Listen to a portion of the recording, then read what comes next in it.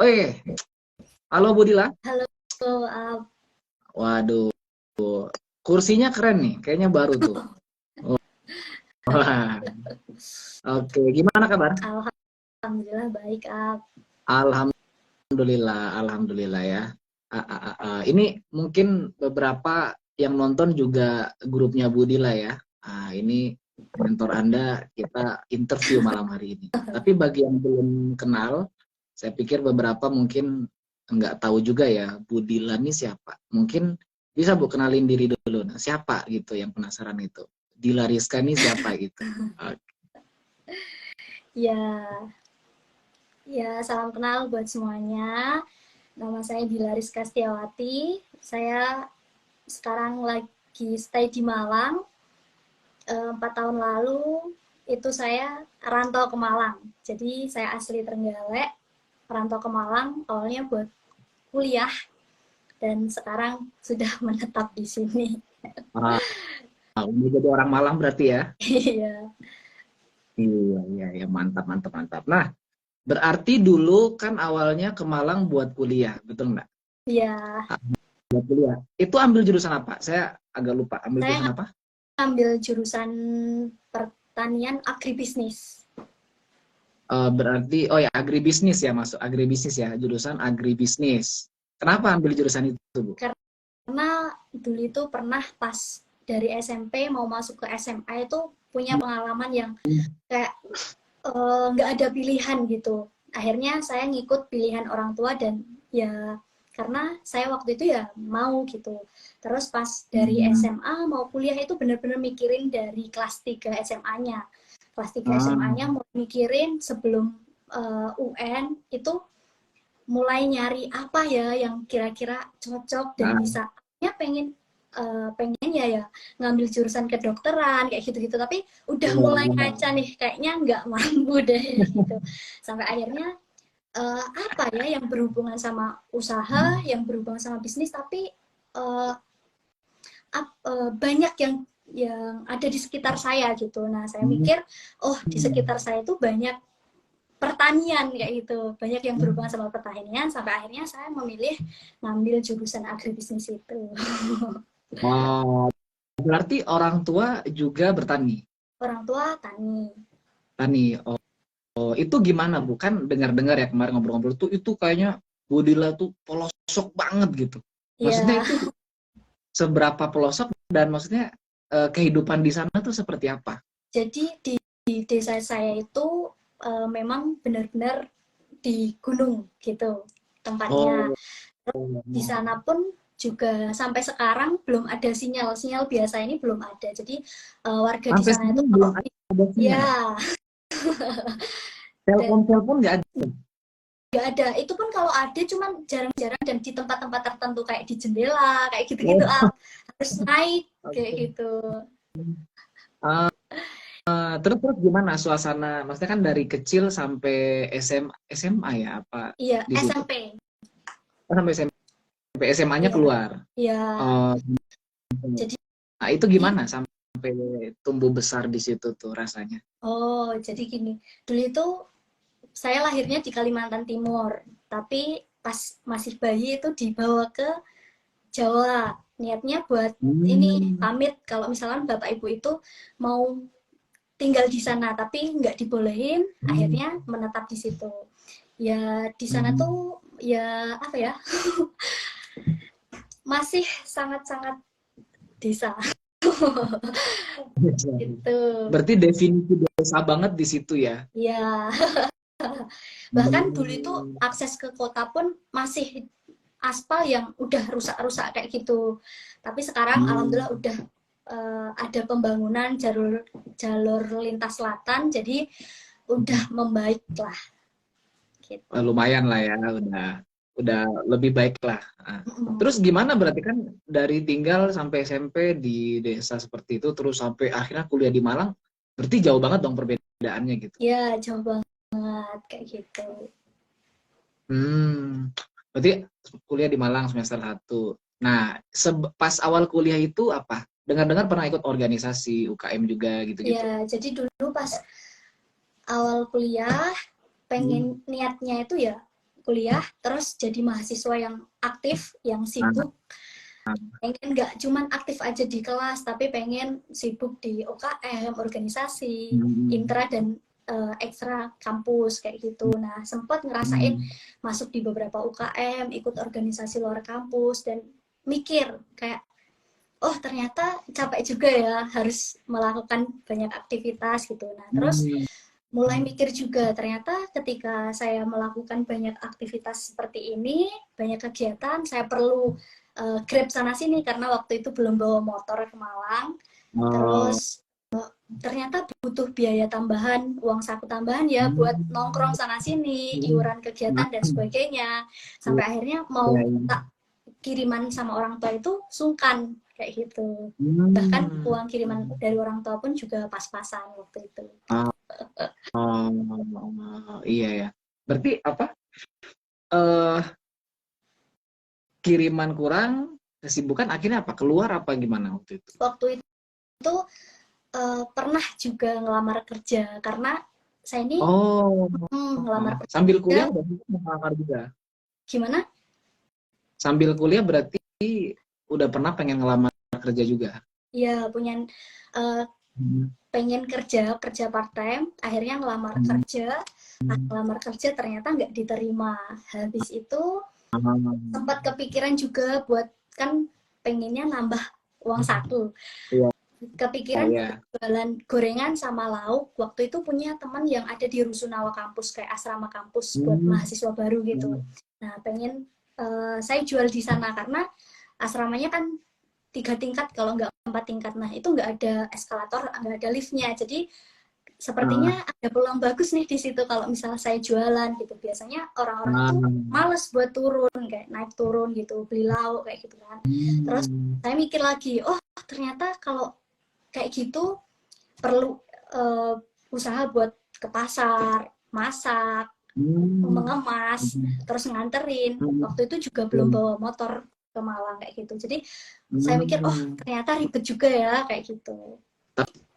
Tapi udah dicoba waktu itu, udah jalan? Belum, masih kepikiran aja. Ternyata ribet juga ya, harus masak, harus belanja ke pasar, nganterin dan sebagainya. Tapi sudah sempat kepikiran gitu ya, kepikiran pengen gini.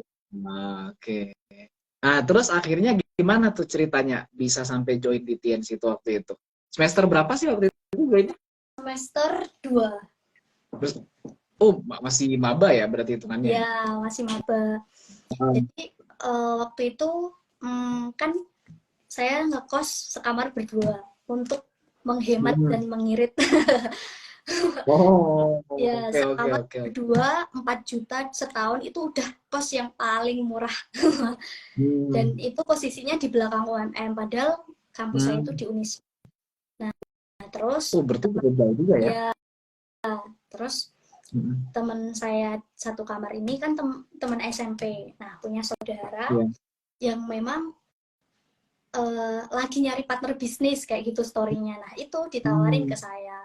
Ya, tanpa pikir panjang ya udah oke, gitu aja. Berarti momennya emang pas lagi nyari, lihat ada orang posting kayaknya oke nih, gitu ya. Gitu. Akhirnya ketemu apa gimana? Dulu itu diundang ke pertemuan, diundang ke pertemuan ya, kayak seminar kampus kayak gitu, yang tak ingat cuman ya dari semua yang disampaikan itu ya hanya 7 langkah sukses itu aja, tapi ya nggak terlalu oh ini bisa dikerjain dan sebagainya, nggak paham sama sekali kayak gitu. Tapi waktu itu memang pas hadir itu terbuka aja ya ngeliat informasinya ya? Ya, karena dulu sempat juga diajak temen yang ada seminar tentang usaha juga di UB waktu itu, banyak maba-maba, tapi ya cuman kayak gitu aja gitu, cuman nyampe tempatnya, ngikutin seminarnya, meriah acaranya, tapi nggak ngerti itu apa kayak gitu. Cuman seru-seru aja lah gitu ya? Iya. Akhirnya di situ langsung bergabung, langsung daftar? Belum, sempat juga waktu itu di follow up, terus dipresentasi lagi sama teman seangkatan. waktu itu satu seangkatan, satu jurusan. Kayaknya kan dia bikin story kayak produk yang kayaknya aku pernah lihat gitu kan. Terus tak tanyain, lagi jualan ini kah, lagi bisnis ini? Ya. Oh gitu, gimana sih? Masih kepo, masih gitu kan. Terus ketemu, dijelasin, awalnya sendirian, habis itu ngajak mentornya, kemudian di pertemuan ketiga itu ada mentornya lagi, habis itu sama mentornya itu saya diarahin buat ke Pak Rafiq karena yang pertama ngundang saya itu Pak Rafiq gitu. Oh, waktu itu seperti itu ya. Apa yang bikin kamu ambil keputusan, Bu? Maksudnya kan pertimbangannya pasti banyak waktu itu kan, karena nggak langsung ambil keputusan.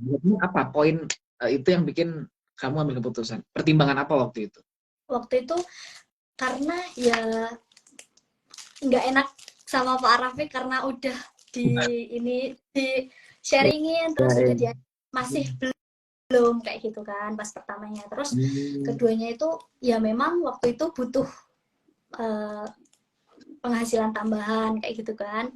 Terus waktu itu juga dijelasin kalau misalkan kamu bisa jualan seperti ini, gini caranya, terus nanti kalau konsisten dalam 1 bulan kamu bisa dapat keuntungan segini gitu. Jadi saya tertariknya itu di situ. Waktu udah gabung waktu itu gimana?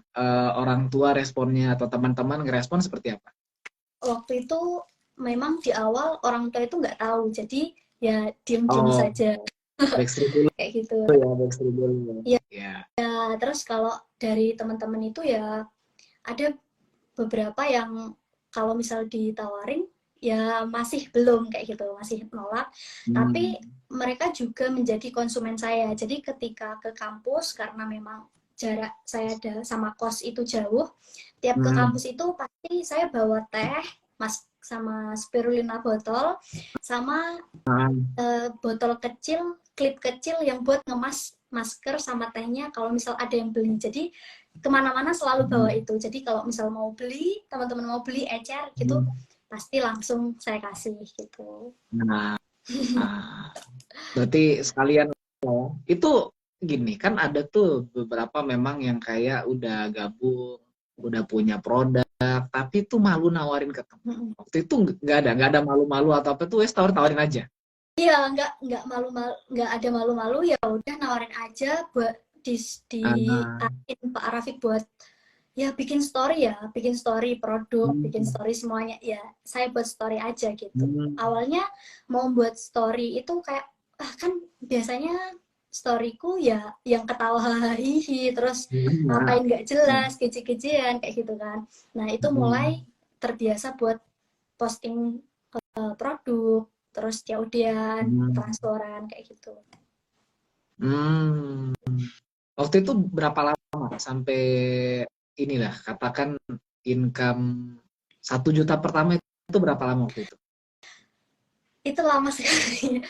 Lama. Iya, 5 bulanan mungkin. 5 bulan ya? Wow. Berarti nggak cepet ya? Memang cukup lama juga ya sampai. Iya. 5 bulan.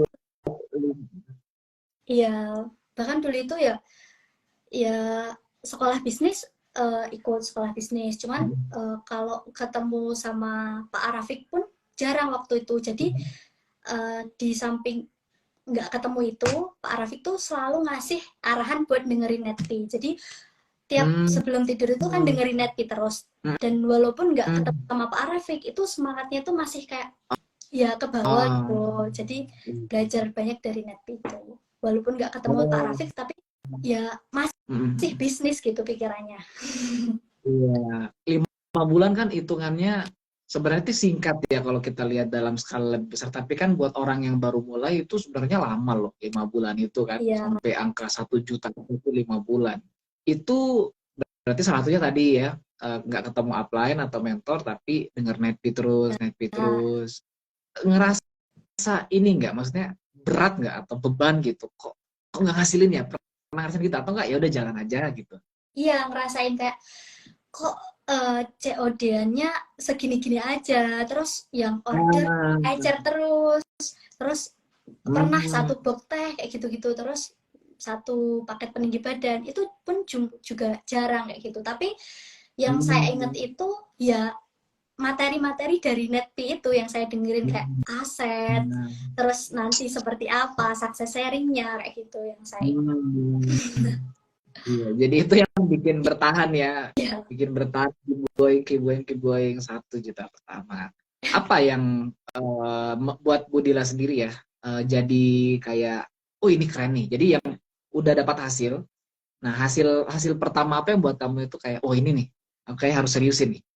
Oh ya ya ya, itu waktu udah mulai bisa jualan, habis itu bisa bayar ya, kalau mau dikirim uang itu udah nggak usah dikirim gitu, jadi stop kiriman sama orang tua, terus bisa bayar SPP sendiri, bisa bayar kos sendiri kayak gitu. Bahkan waktu itu saya pernah pakai uang kos saya itu buat belanja produk kayak gitu, jadi saya manfaatin dulu sampai tagih-tagih sama ibu kos kayak gitu-gitu.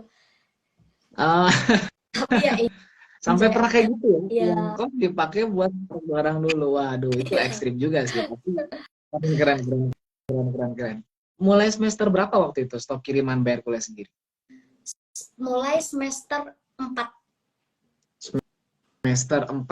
Berarti kurang lebih hampir ya setahun lah ya, setahun berjuang, semester 4 udah. Terus orang tua gimana? Kan awalnya nggak ngomong kan, tiba-tiba kok Ya, anak nggak minta lagi atau SPP nggak ini, itu nanya nggak orang tua?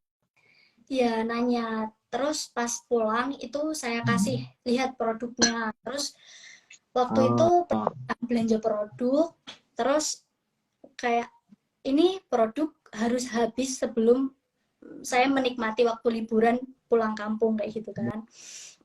Terus ya saya bilang aja sama ibu, ini bu saya ngehabisin produk dulu, menjual produk dulu, baru nanti saya pulang kayak gitu. Jadi orang tua tahu kalau misal saya jualan produk TNC kayak gitu. dan orang tua support aja akhirnya. Ya asal itu baik pasti disupport kayak gitu. Alhamdulillah ya, nggak terlalu banyak pertikaian berarti ya. Ya.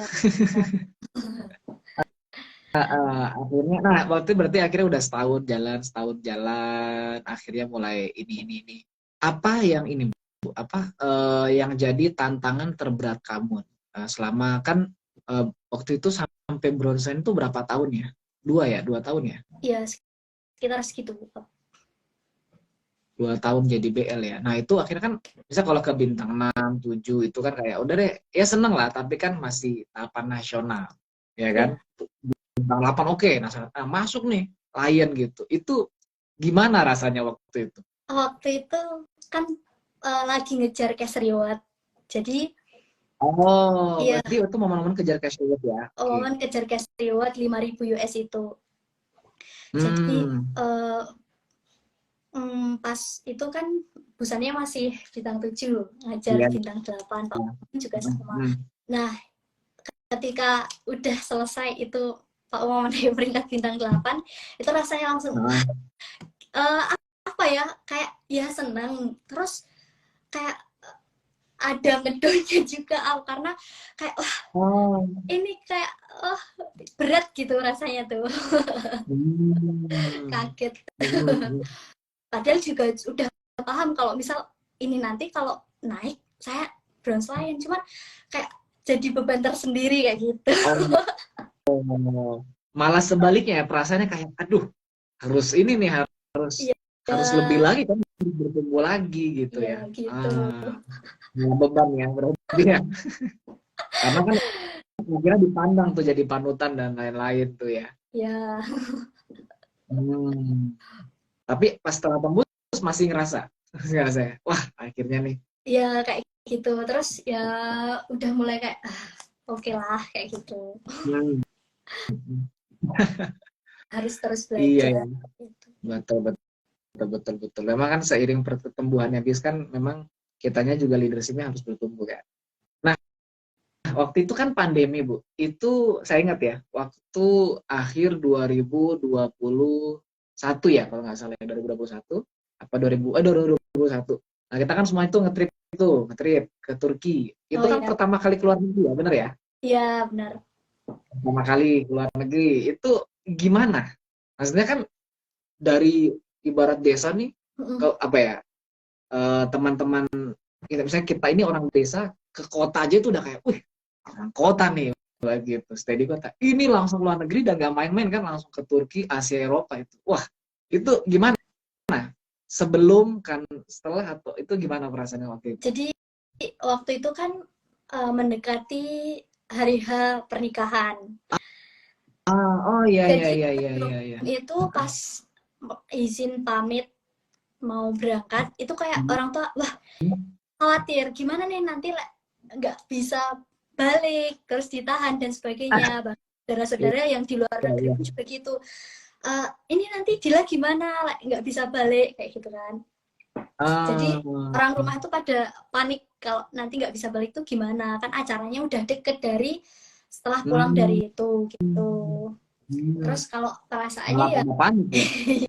ya perasaannya ya seneng banget seneng kan bisa foto-foto juga di sana Hmm, sambil priwet hmm. kayak gitu kan jadi luar biasa Iya banget sih iya. dance ini kok cepet banget gitu dulu cuman Wah.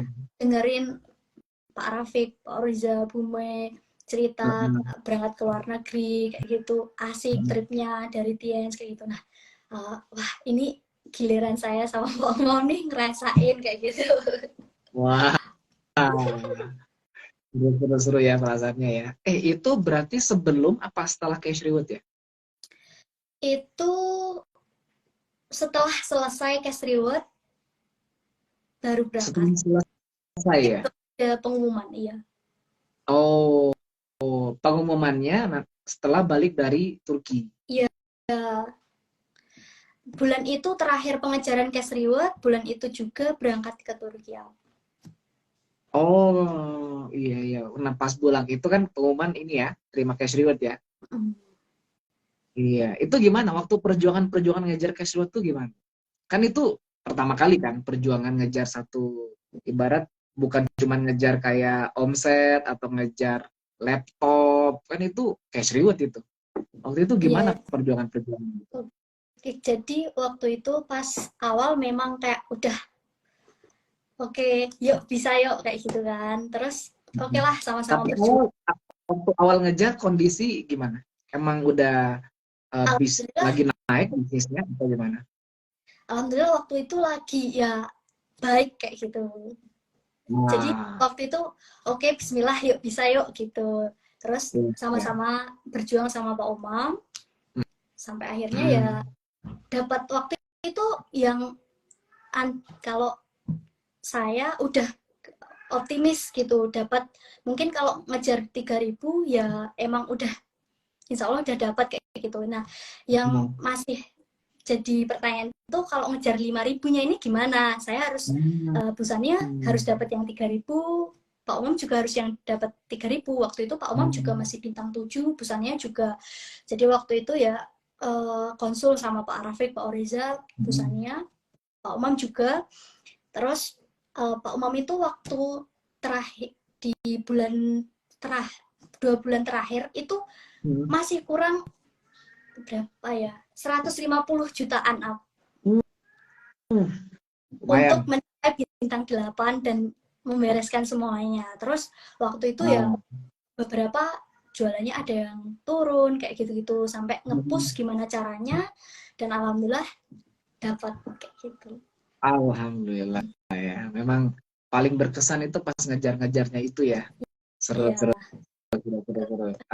Kalau buat Budila sendiri, menurut kamu apa yang bikin kamu sampai, selama dari awal gabung dulu sampai detik ini, apa yang paling buat kamu yang paling berat banget tuh di bagian mananya?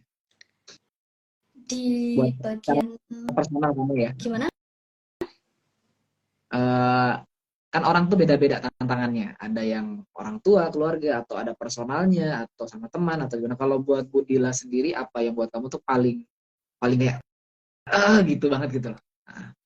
Kalau saya itu lebih ke personal kayaknya. Oh, Lebih oh. personal, lebih Maksudnya ke gimana? saya sendiri yang memang harus kayak eh, keluar dari zona nyaman, habis itu Hmm. yang dulu masih Hmm. sering nunda-nunda kegiatan harus nggak nunda-nunda lagi, terus Hmm. ngerasa bahwa di komunitas ini ya saya harus dipaksa untuk selalu bertumbuh dan berkembang kayak gitu. Hmm. Jadi lebih ke mental. Oh, bagaimana ngalahin diri sendiri itu ya. Keluar dari zona nyaman, ngalahin diri sendiri. Apa yang self talknya itu gimana kalau kamu pribadi ketika ada di momen-momen itu? Hmm, Pemikiran kayak misalnya kalau udah stuck atau gimana gitu, apa yang kamu pikirin tuh apa yang bikin kamu bergerak lagi? oh, biasanya tuh hmm, saya ke saya mikirin yang kayak ya pastinya kayak eh, nyari motivasi dari luar ya kan, dengerin Hmm. audio-audionya, terus sering Ah, liatin videonya mentor-mentor Pak Awan juga kayak gitu kan. Terus oh, ya kalau selebihnya dari saya sendiri ya mau kayak nyemangatin diri sendiri aja gitu, ah, nyemangatin diri sendiri, terus kayak ya nggak oke nggak apa-apa kayak gini dulu, next harus hmm, lebih baik lagi, terus ngingetin kalau misalkan hmm, ngingetin ke diri sendiri tentunya, ngingetin ke diri sendiri kalau misalkan nggak boleh kayak gini terus, terus hmm, kita itu harus gini gini gini kayak gitu. hmm. Jadi lebih banyak nyemangatin diri sendiri lah ibaratnya ya. Ya Nyemangatin diri sendiri. Iya, iya. Wah, keren, keren, keren, keren. Kemarin dulu terima itu cash saya reward lama, terus itu ya gimana? dulu dulu saya itu lama ya, di bulan-bulan pertama itu saya masih sendiri up, jadi belum ada tim, belum dapat bonus, masih ya gitu-gitu aja sampai akhirnya ini pas pertama kali ikut sekolah bisnisnya Pak Awan. Waktu itu kalau Pak Awan masih ingat, di Chicken Class Malang Ah, tahun iya, iya, 2009.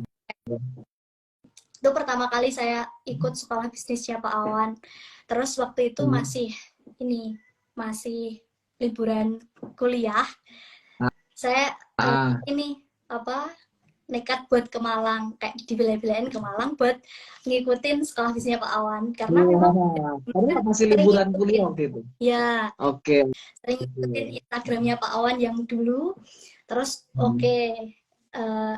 Pak Awan ke Malang pas waktu itu libur kuliah, bila-bilain ke Malang buat ikut sekolah bisnisnya. Waktu itu pas paginya itu masih main sama Pak Umam ke pantai, tapi waktu Oh. itu kok misal kan pulangnya udah maghrib, Hmm. nyampe itu Malang Kota maghrib. Kalau misal saya langsung balik kos itu pasti udah capek, udah nggak berangkat kayak Hmm. gitu. Tapi Hmm. waktu itu langsung dari dari pulang dari pantai, dari main Hmm. terus langsung ke acara sekolah bisnis, padahal waktu itu ya cuman pakai jaket sama ini ya celana celana biasa kayak gitu. Terus itu tuh basah bajunya karena kena Waduh. kena yang basah buat main di Hmm. pantai ya kan. Terus waktu di jalan itu sobek plastiknya, jadi waktu itu bener-bener Waduh. udah capek kayak gitu, tapi dibela-belain buat ikut sekolah bisnisnya Pak Awan. Hmm. Terus di situ itu kayak oke, nggak apa-apa, nggak apa-apa, sekarang Hmm. sendirian nggak apa-apa, sekarang nggak apa-apa belum punya bonus, nggak apa-apa nggak apa-apa. Terus kayak afirmasi, terus bilang sama diri sendiri kok oke, saya bakalan bisa dapat penghasilan utama dari bisnis ini, saya bakalan punya tim, banyak tim yang kompak, yang ya nggak cuma saya sendirian aja, saya Hmm. bakalan punya banyak tim kayak gitu. Nah dari situ saya mulai ketemu sama Pak Umar, busanya kayak gitu gitu. Hmm. Setelah momen-momen itu ya, memang ya. Wah, itu kayak Allah tuh lagi ngelihat nih, ini anak mungkin ini habis main ikut meeting nggak dia nih? Wah, ternyata keputusan yang cukup berat ikut meeting dikasih akhirnya rezekinya ya.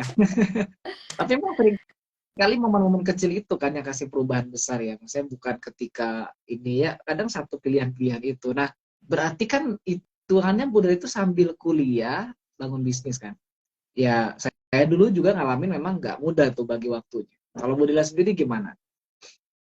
Waktu itu sebelum ikut kelas meetingnya Pak Awan sekolah bisnisnya, itu saya yang tak utamain itu kuliah, jadi punya prioritas gitu. Kuliah, kuliah, organisasi, bisnis. Nah, waktu itu mulai dirubah tuh. Kuliah, bisnis, organisasi. Nah, udah mulai kelihatan kayak, oke, alhamdulillah udah mulai kelihatan dapat hasil. Nah, akhirnya dirombak lagi nih, jadi bisnis, kayak gitu. Jadi, apa yang disampaikan Pak Awan dulu itu sangat ngena banget di saya. Wah, iya. Saya lupa juga nyampein apa waktu itu sebenarnya. Tapi alhamdulillah, maksudnya berarti masalah prioritas aja ya. Awalnya kuliah, organisasi, bisnis. Mulai ada hasil, kuliah, bisnis, organisasi. Akhirnya berubah ya. Akhirnya bisnis jadi prioritas utama. Bisnis. Dosen tahu nggak? Kan kemarin sempat sidang kan? Udah sidang kan kemarin? Oh, kemarin tuh sidang apa yudisium? Yudisium. Sidangnya saya nggak. Ya. Oh, kalau udah yudisium berarti udah resmi lulus kan sebenarnya kan? Iya. Dosen tahu. Itu gimana dosen? Oh, dosen tahu? Ya, dosen yang satu itu tahu kalau saya jalan bisnis, karena ya nge-save nomor, terus pernah lihat story, bahkan pernah main ke tempat saya waktu pandemi. Tapi waktu itu yang di rumah itu orang tua saya aja. Dosen kewirausahaan, dosen ngajarin bisnis online juga kayak gitu, pakai modul dan lain-lain, pelatihan kayak gitu. Jadi pas setiap kali nemuin dosen, setiap kali bimbingan itu pasti yang ditanyain, kamu masih TNC gitu-gitu. Jadi ditanyainnya TNC. Berarti beliau mantau juga ya sampai akhirnya. Terus gimana beliau pendapatnya, kan kamu terima dari Yos gitu, beli BMW kan? Ya. Gimana beliau tuh? Kalau itu beliau nggak nanggapin apa. Sekedar tawa aja, mungkin yang dilihat story-nya bukan cuma saya aja gitu. Iya ya. Seru-seru. Mantap. Iya, keren perjuangannya sampai mungkin di awal mungkin yang berat waktu itu ketika 5 bulan pertama ya, adaptasinya dan lain-lain. Ketika udah terbiasa kan ngalir aja sebenarnya ya, ngalir, lakuin apa yang harus dilakuin ya. Tapi memang kemarin puncaknya itu waktu kan terima Terios, itu sempat dikerjain nggak sih sama kantor waktu itu? Kan waktu itu dikerjain, yang lain rata-rata saya itu dikerjain, cuman saya kalau saya nggak sempat karena saya lagi umroh kan, jadi kemarin nggak sempat dikerjain. Kemarin sempat nggak di kantor itu sama admin apa sama kantor? Kemarin tuh nggak dikerjain, cuman kayak pas mulai mendekati bulan terakhir pengajaran itu diajak ketemu sama kantor, sama Pak Rudi, terus pas malamnya sebelum acara itu diajak video call, terus dibilangin aja buat bawa kayak pakai jas gitu ya gitu. Cuman di situ ya masih kayak ragu antara iya dan tidak, karena waktu bulan terakhir itu ya ini apa ya, nggak sampai memenuhi syaratnya gitu di bulan terakhir. Justru di bulan terakhirnya miss. Ya. Tapi akhirnya disuruh bawa jas. Pas tahu terima itu pas momen apa? Pas momen jadi Pak Arafik sama Pak Oriza itu udah duluan datangnya. Kalau saya busanya itu pakai bis kan. Jadi udah tahu duluan, terus pas masuk ruangan, duduk di kursi itu, habis itu kayak ini nanti dipanggil atau gimana ya, atau gimana gitu, masih kayak bertanya-tanya gitu. Terus Pak Arafik tuh ini mungkin pas gladi bersih atau apa, ngefoto foto yang dipajang di depan itu. Pak Arafik ngefoto terus dilihatin, terus di situ saya sama busannya, wah ya Allah gitu, merinding gitu. Akhirnya tahu terima pas di situ momen itu ya. Ya. Waduh seru. Akhirnya gimana pas ngeliat itu maju di panggung, kalau saya kemarin tuh ngerasain, maksudnya rasanya wow banget ya. Karena pertama kali mungkin nggak kalau lebih seru sebenarnya kalau dipanggil kan. Tapi ya memang acaranya seperti itu. Tapi pertama kali ada di hadapan 15.000 orang sebagai pemenang itu. Sebelumnya pernah ikut konferensi nggak waktu itu? Sebelumnya belum pernah. Pernah ada apa ya, waktu itu sebelum corona, itu saya masih bintang 5. Yang berangkat dari Malang Oh, itu cuman 6 orangan gitu. oh, jadi waktu itu belum sempat ikut Iya, konferensi. belum sempet ikut.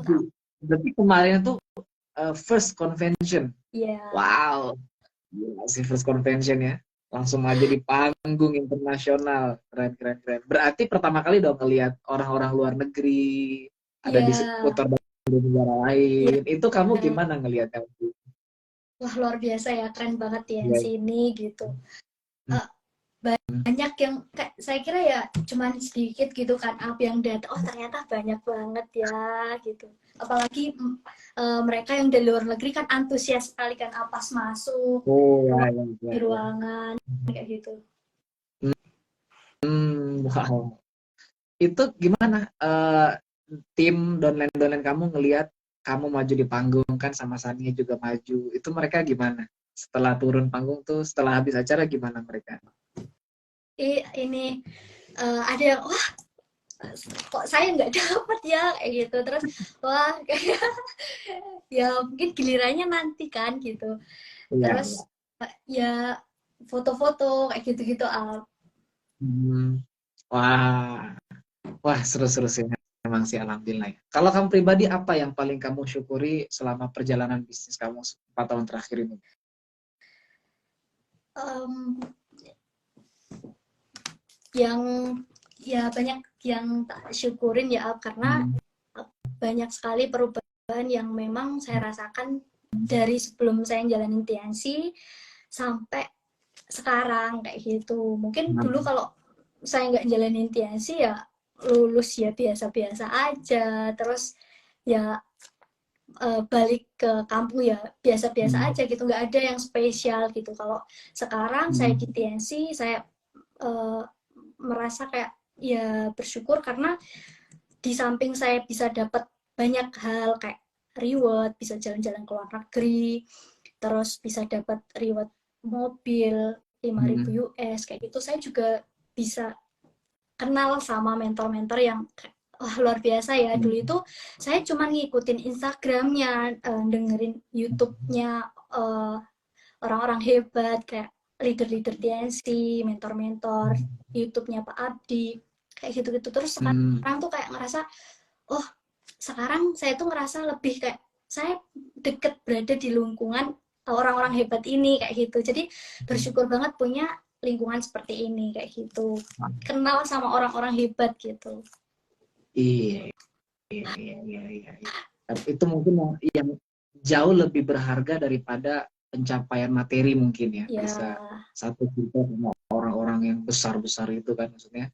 So, kalau di luar mungkin kita cuman sempat lihat dari jauh foto doang, tapi ini bisa ngobrol satu ya, circle, diskusi, ya ya keren. itu luar Kalau biasa. mau kamu sendiri apa yang jadi eh, keistimewaan atau keunggulan bisnis dia? Kan kita bisa sebenarnya dengan skill yang kamu punya mungkin kamu bisa aja jualan barang lain atau bisnis yang lain atau mungkin kembali ke pertanian dan sebagainya.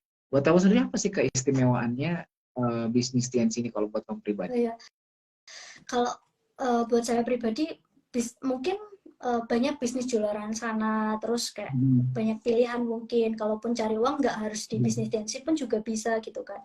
Tapi saya lihat bisnis tensi ini ketika kita mau jalanin serius, konsisten dan sebagainya itu bisa jauh lebih cepat daripada saya harus bisnis-bisnis yang lain kayak Hmm. gitu. Di sini kita bisa dapat 3 keuntungan sekaligus kayak laba penjualan, bonus dari perusahaan, reward dari TNC yang luar biasa kayak gitu. Nah itu sih Hmm.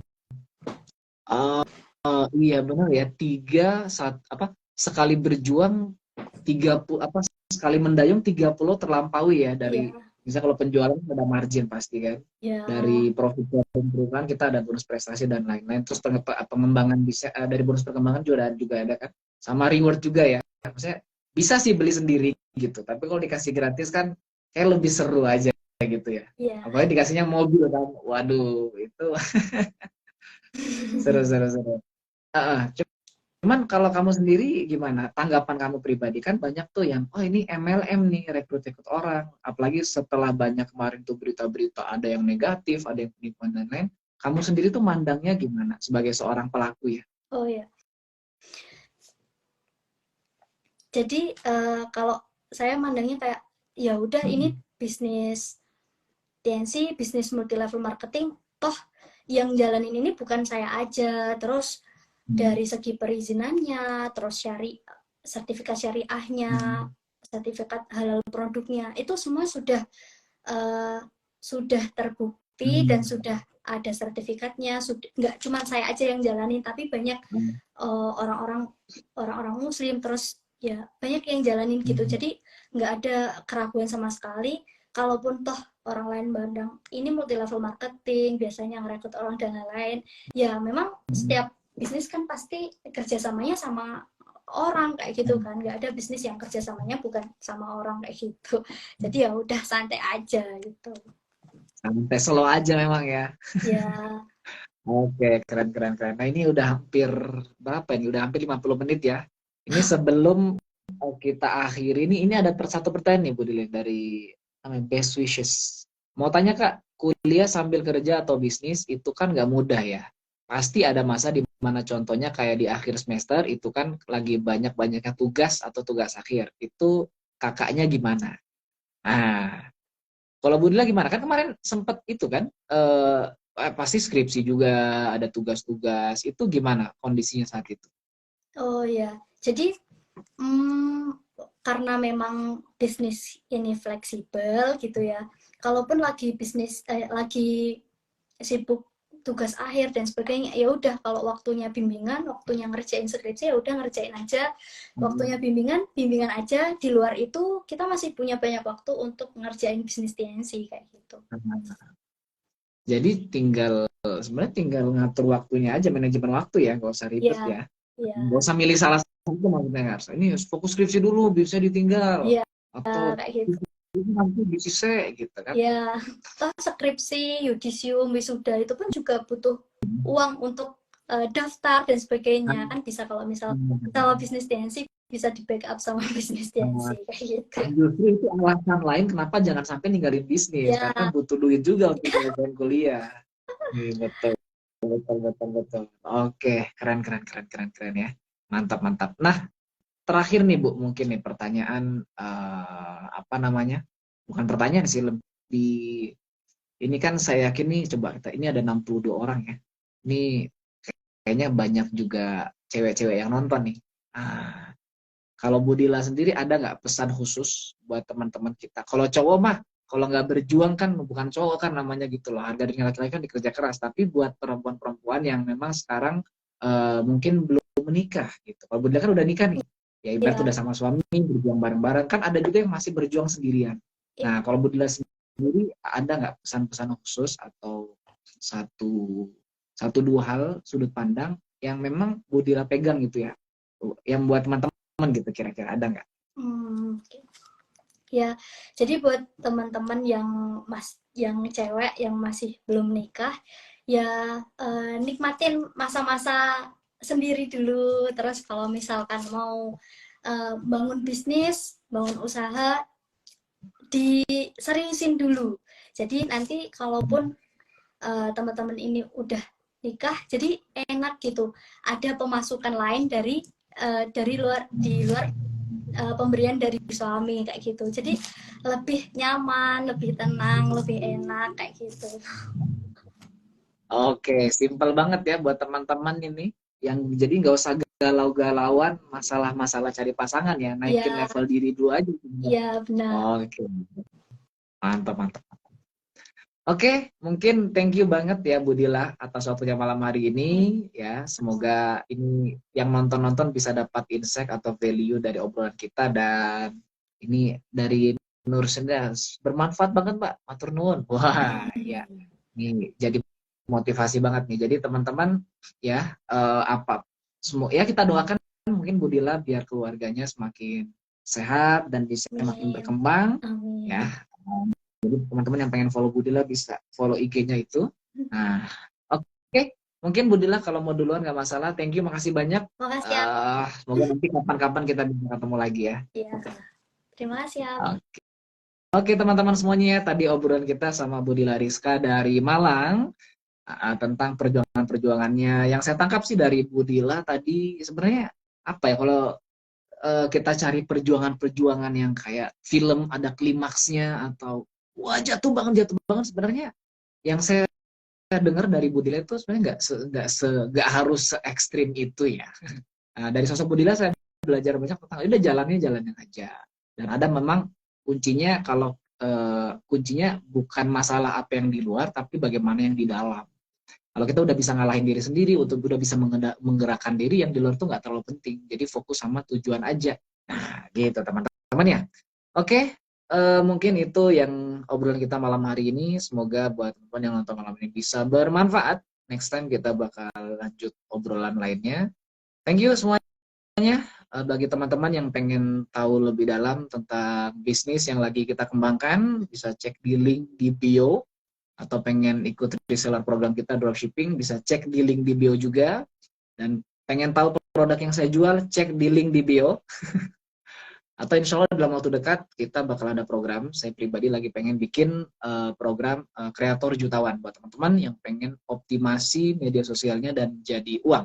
Nah, ditunggu aja dalam waktu dekat. Thank you, selamat malam semuanya. Sukses buat Anda semuanya.